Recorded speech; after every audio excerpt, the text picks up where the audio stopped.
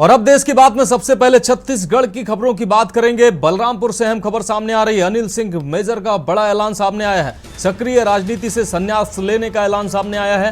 Press conference के दौरान ये बयान दिया है उन्होंने।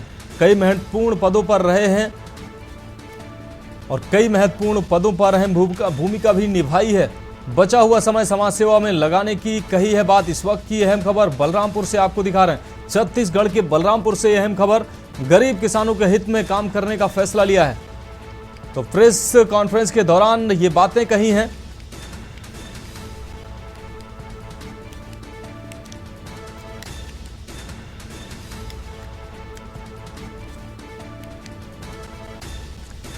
बचा हुआ समय समाज सेवा में लगाने की बात कही है उन्होंने।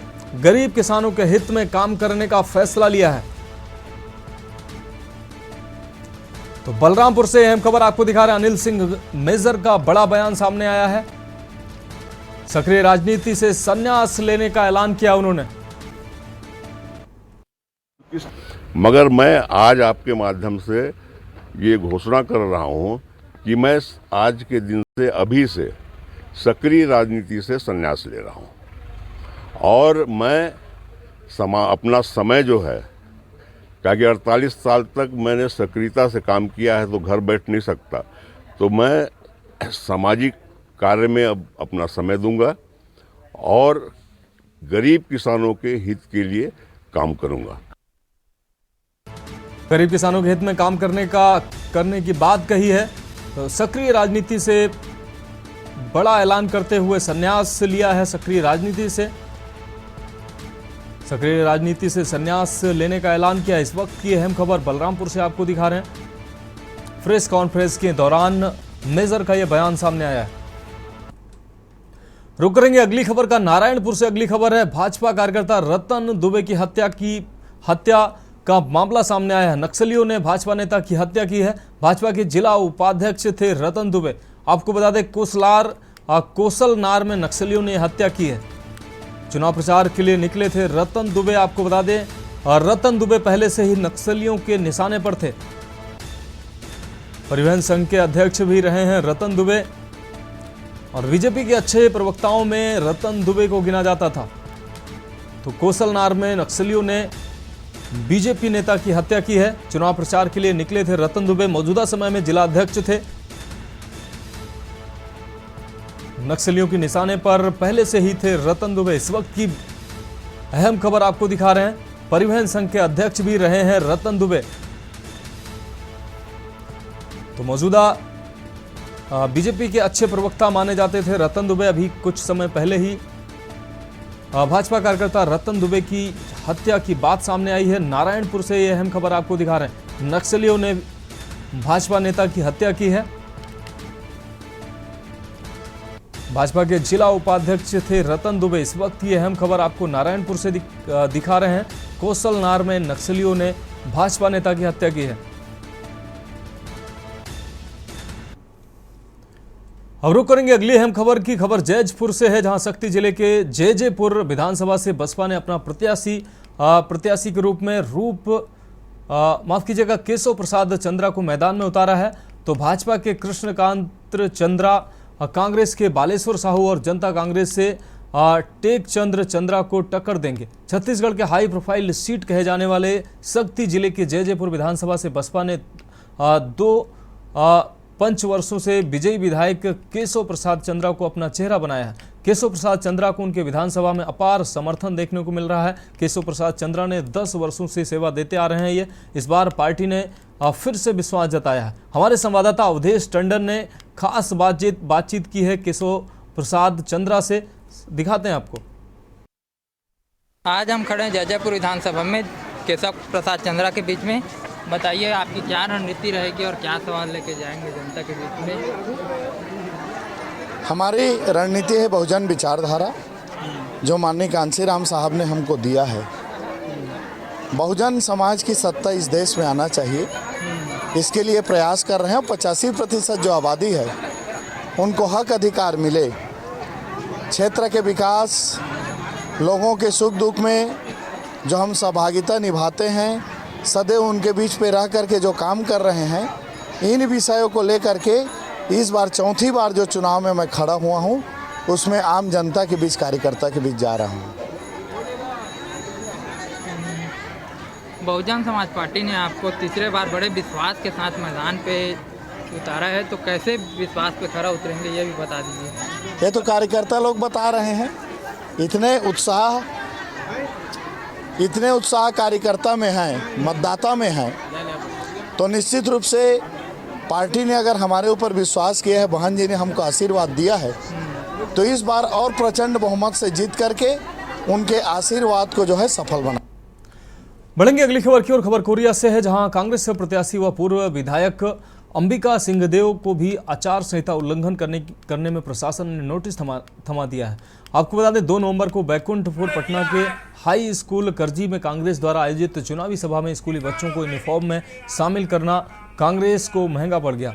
गौर करने वाली बात यह है कि इस कार्यक्रम में कांग्रेस के स्टार प्रचारक डॉक्टर चरणदास महंत भी मौजूद रहे। वहीं जब प्रशासन वीडियो निगरानी दल पटना की पैनी नजर पड़ी और कांग्रेस प्रत्याशी अंबिका सिंह देव को नोटिस सहित स्कूल के प्राचार्य को भी आदर्श आचार संहिता का उल्लंघन करने के विरुद्ध निलंबन का आदेश जारी कर दिया गया। सरकार ने किया है, हिंदुस्तान की किसी सरकार ने किसानों के हित के लिए आज तक ऐसा काम नहीं किया है। रुक करेंगे अगली खबर का। खबर गुंडरदेही विधानसभा से है, जहां कांग्रेस प्रत्याशी कुंवर सिंह निषाद का सघन जनसंपर्क और मतदाताओं के बीच सीधे पहुंचकर उनकी समस्याओं को जानने का दौर जारी है। कांग्रेस के घोषणा पत्र के आते ही कांग्रेस प्रत्याशियों में एक नई विश्वास की लहर दौड़ पड़ी है।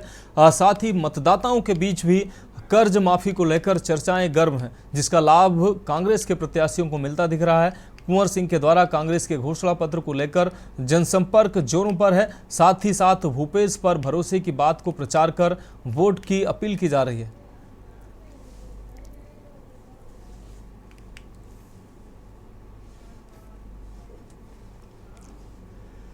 बढ़ेंगे अगली खबर की ओर। बिलासपुर विधानसभा क्षेत्र में इस बार भाजपा, कांग्रेस और जेसीसी पार्टी के साथ ही आप पार्टी भी चुनावी रेस में शामिल हुई है। विधानसभा चुनाव में आप पार्टी ने उज्ज्वला कराड़े को अपना प्रत्याशी घोषित किया है। उज्ज्वला कराड़े पेशे से डॉक्टर हैं, जो पहले से मरीजों की सेवा करती आ रही हैं। वहीं बिलासपुर की दशा को देखते हुए अब वो क्षेत्र की जनता की सेवा करने और बिलासपुर में बेहतर विकास करने घर घर जाकर संपर्क कर रही हैं। आप पार्टी की प्रत्याशी उज्ज्वला करेड़ा ने कहा कि भाजपा और कांग्रेस के कार्यकाल में विकास के नाम पर जनता को ठगा गया है।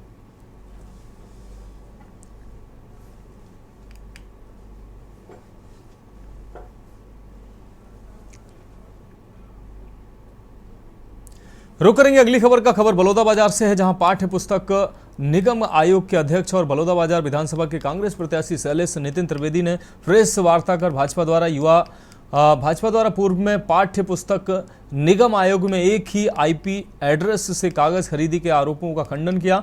त्रिवेदी ने प्रेस वार्ता कर बताया कि पूर्व में भाजपा के प्रवक्ता ओपी चौधरी ने पाठ्य पुस्तक निगम में टेंडर प्रक्रिया में एक ही आईपी एड्रेस से सेंटर होने का आरोप लगाया था, जिसका भाजपा के लोग चुनाव हारते देख बौखला। आपको बता दें, बलौदाबाजार विधानसभा के मतदाताओं के बीच सोशल नेटवर्किंग साइट में डालकर मतदाताओं को गुमराह कर रहे हैं। जबकि 4 प्रदेशों से टेंडर भरा गया था, तो भाजपा द्वारा लगाया गया आरोप निराधार है।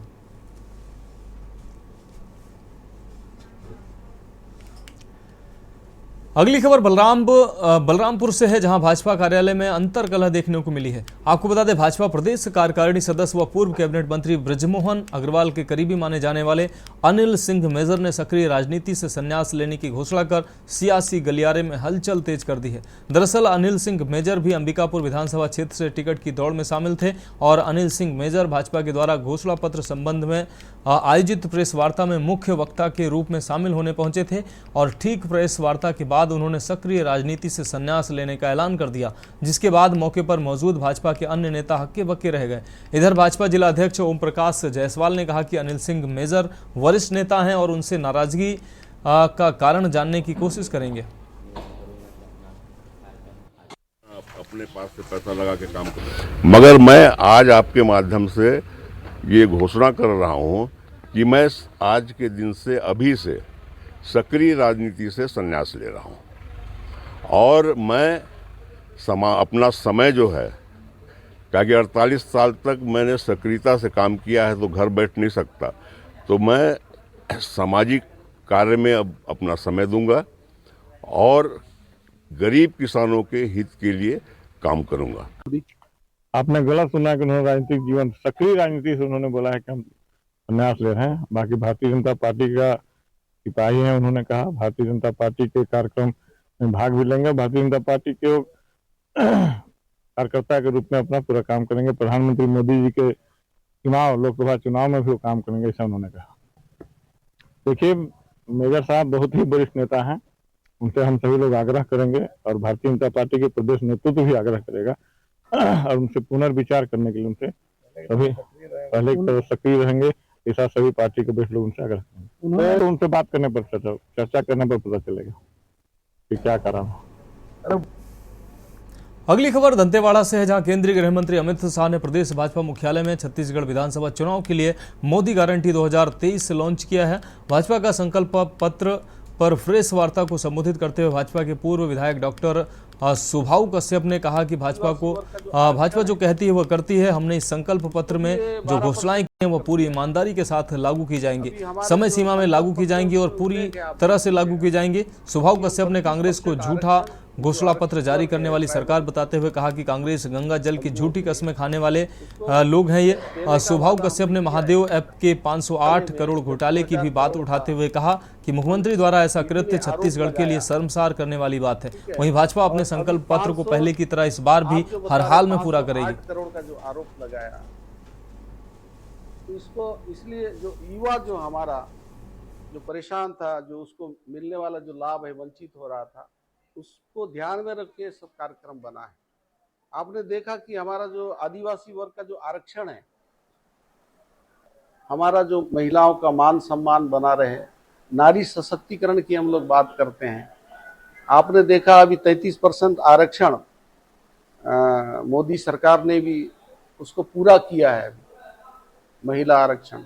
हम केवल नारी सशक्तिकरण की बात नहीं करते हैं, उस दिशा में बेहतर काम कैसे हो सकता है उसके लिए योजना और उसके लिए जो भी व्यवस्था बन सकती है भारतीय जनता पार्टी करती है। आपने देखा 33% आरक्षण, हम लंबे समय से उसके लिए संघर्ष करते रहे और अभी हाल ही में राज्यसभा लोकसभा में पास करके हमने उसको साबित कर दिया।